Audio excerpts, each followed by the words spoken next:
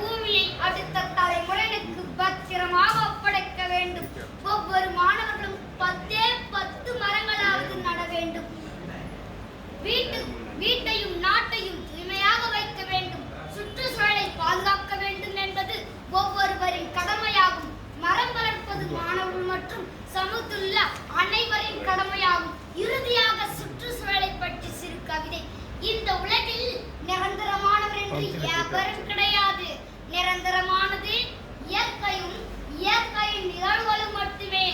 ஆம், இந்த உலகில் நிரந்தரமானவர் என்று எவரும் கிடையாது.